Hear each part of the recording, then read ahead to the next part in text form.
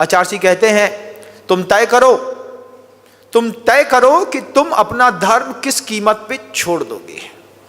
थोड़ी सी गर्मी में दम छोड़ दिया, थोड़ी सी ठंडी पड़ी तो धर्म छोड़ दिया, थोड़ी सी बरसात पड़ी तो भी धर्म छोड़ दिया महाराज।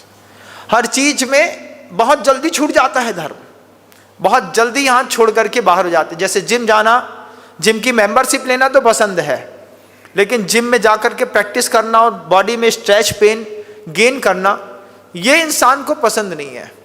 साधु और मुनिचर्या में ऐसा नहीं होता।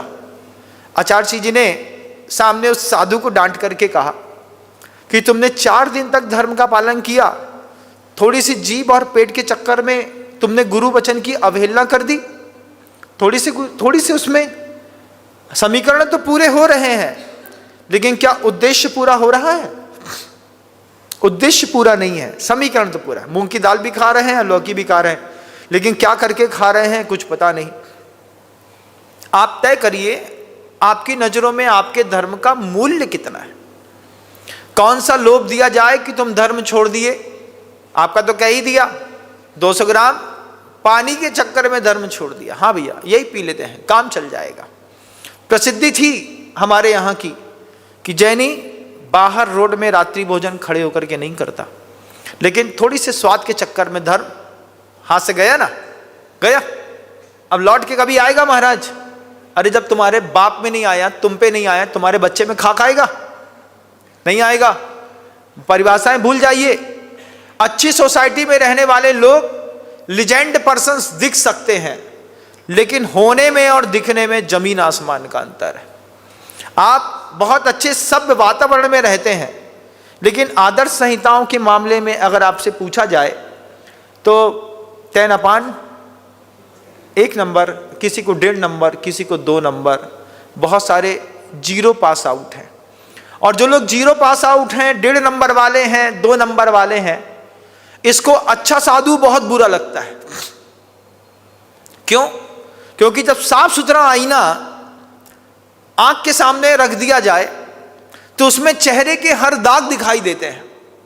बहुत साफ सुथरे आईने में कभी नहा धोकर के आइएगा, नहा धोकर के आओ और बिना किसी मेकअप के साफ सुथरे आईने में अपना चेहरा देखो। अगर 4 मिनट भी देख गए ना तो अपने ही चेहरे से घृणा हो जाएगी। इसलिए अच्छे साधु से बहुत जल्दी विचिकित्सा का भाव भी हो जाता है। क्यों? बहुत ज्यादा खरा सच बोलते हैं, इतना भी नहीं चाहिए महाराज। थोड़ा मिक्सिंग पीरियड वाला बहुत अच्छा है, थोड़ा सा ताम झाम वाला होता है तो बढ़िया। अभी एक महाराज को देखा हमने, वो सिंहासन पर बैठ करके ढोलक बजा रहे थे। हमने कहा पीछे कमंडल के साथ ढोलक भी गिफ्ट मिली थी क्या? अरे बोले जमाना इसी का है। हाँ, विहाय धर्मम समशील लांछितम दया वहम भूत हितंकरम मदोद्दता अक्ष कसाय वंचिताम बदंती हिंसाम अपि दुख शांतय। दुख की शांति के लिए दुनिया में किस तरीके के कैसे कैसे लोग मिलेंगे।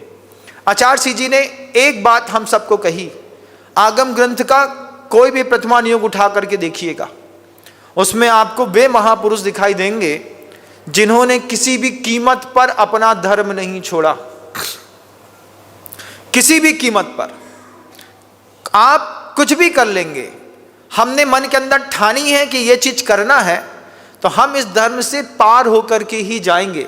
जब कूद ही गए, आचार्य जी कहते हैं, हम सब के लिए कहते हैं, जब साधु बना फिर धूप क्या? जब साधु बना फिर धूप क्या? साधु बना है तो धूप तो लगेगी, रोड में तो जाना ही पड़ेगा। पर्वत बना फिर भूप क्या? जब पर्वत बन गए, पर्वत बनने के बाद राजा तुम्हारे सामने कुछ लगता नहीं, राजा से भी ऊंचे तुम हो। जब साधु बना फिर धूप क्या? पर्वत बना फिर भूप क्या? जब बढ़ चले, जब धारा बना फिर दाग क्या? जब बढ़ चले फिर आग क्या?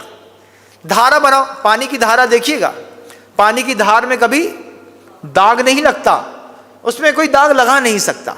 आचार्य जी ने 4 पंक्तियां हम लोग को दी।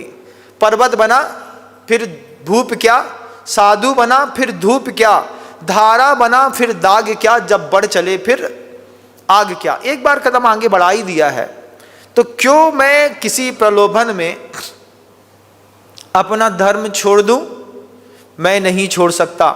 वे गजकुमार, वो सुअर, वहां पर सुकमाल स्वामी, सुकौशल स्वामी, विष्णु कुमार मुनिराज, अकंपनाचार आदि 700 मुनिराज, यहाँ पर चाणक्य के साथ 500 मुनिराज, जहाँ पर चिलाती पुत्र को देखिएगा, मुनिराज के सिर पर चील बैठ करके आंख नोच करके खा गई। रिद्धिधारी होने के बावजूद आंख उठा के नहीं देखा, वहीं पे भस्म हो जाती। हम अपना धर्म किसी कीमत पे नहीं छोड़ सकते। ये ऐतिहासिक पुरुष जो इतिहास पे दर्ज है, ये हमारे आराध्य हैं।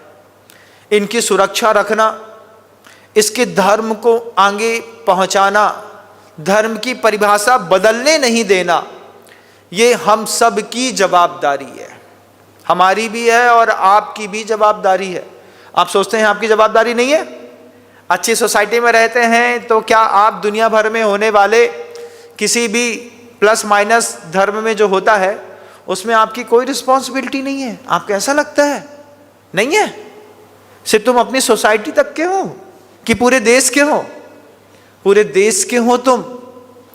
जैन समाज के एक भी बच्चे के ऊपर जो समाज चलाने का दायित्व है, इस दायित्व का उसको बोध बस नहीं है। इसलिए उसको मैं और मेरा घर, दो चीज के अलावा कोई भी चीज अच्छी नहीं लगती। जय हिंद दोस्तों, अगर आपको मेरी वीडियो अच्छी लगती है तो प्लीज़ मेरे चैनल को लाइक, शेयर, सब्सक्राइब करिए और इसी तरह से अपना प्यार देते रहिए। धन्यवाद।